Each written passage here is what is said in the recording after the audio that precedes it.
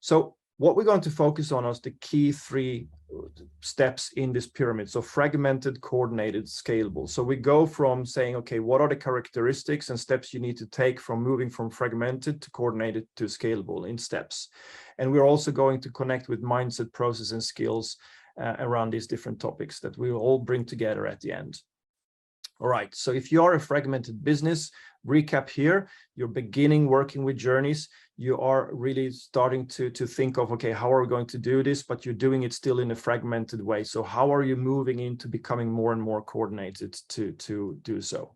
So first and foremost, what's really, really key is that you need to define a vision, a management vision saying, okay, we are going to do this. We are, as a team, as a company, really want to become more customer centric, and communicate that as clearly to everyone to get a buy-in, to understand, okay, this is actually happening.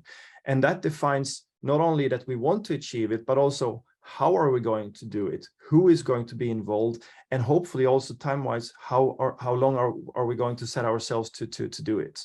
So that is key. Next would be to define ownership and responsibilities. So what you also need to do, of course, is like journeys cut across horizontally across your verticals that you work with, right? Normally like marketing, support, sales, and so forth. But the experience is horizontal. So you need to have a journey management person, roles, etc., that has a responsibility and ownership of these journeys across those touch points. Who is that? Put those people in place. So you have those first roles, responsibilities, maybe still in inside out divisions and setups, but these journey management owners will then start to sort of untangle the spaghetti to make you more and more aligned to work in this fashion.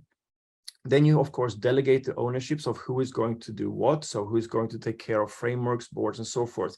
And TheyDo can help you a lot here as well, because you can have that one truth and the framework and boards in place that everyone really works with and understands at one click away.